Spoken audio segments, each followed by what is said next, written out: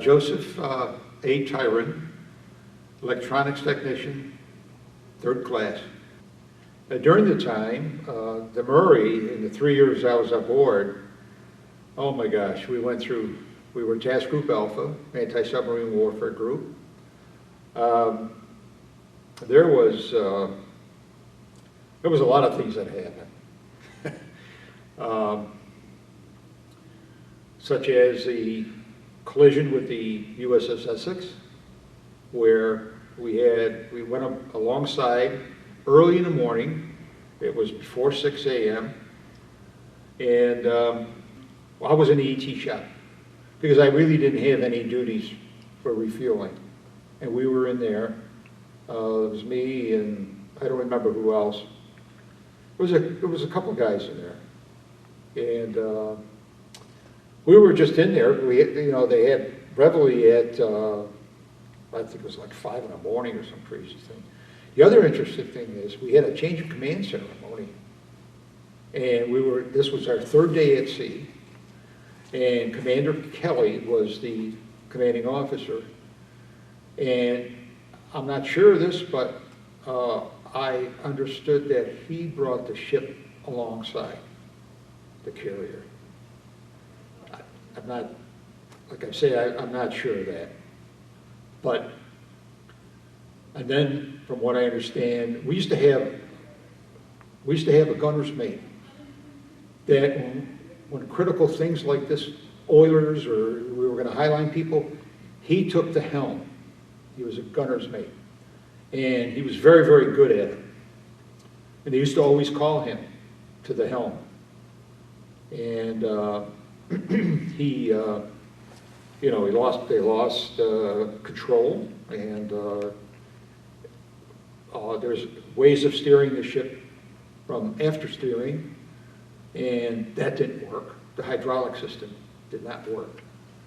So what he did is, when he hit, and the ship veered off, and we start knocking down their elevator, so the bow went into the side of their ship, put a big gash in their side, and then we kind of bounced off a little bit, and they had a aircraft elevator that was on their starboard side that they used to put up at a 45-degree angle when they refueled ships, and our 3-inch 50 gun mount hit that.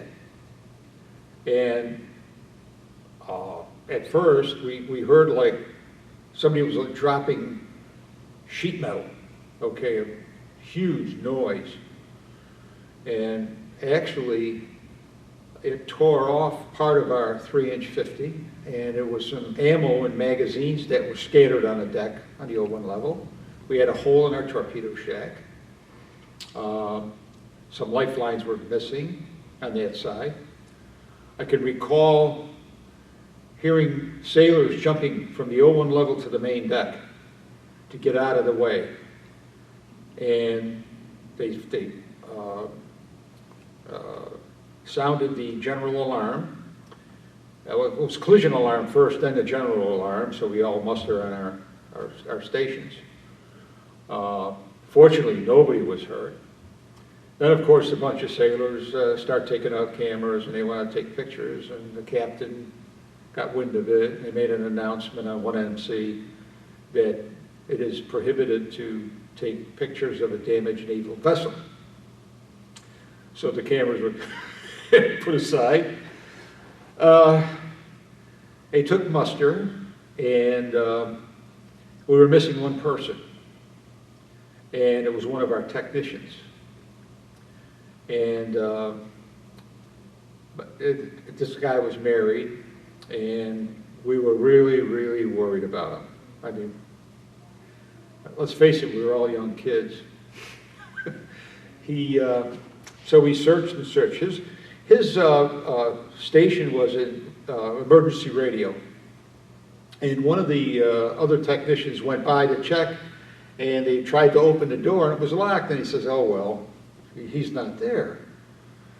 So finally, we were running around the ship, and they decided to open the door. And there he was, you know, on the desk, sleeping.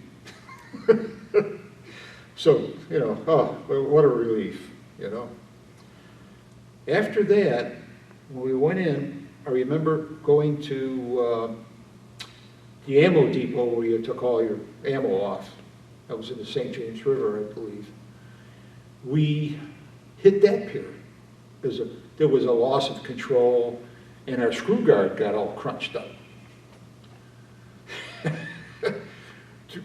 I'll be honest, I don't understand why the Navy didn't tow us there or have a tug, you know, but I don't know who made the decision to let us use the faulty steering on the ship.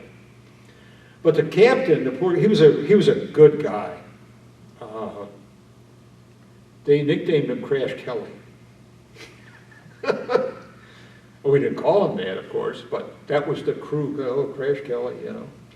And I remember when I made third class, he came down, he see me on the deck, and he says, "Good job, Joe, congratulations," shook my hand. And of course, it was a custom to pass out cigars. And he was a cigar smoker, so I gave him a cigar. Oh, he liked that. But he was a real good guy, you know.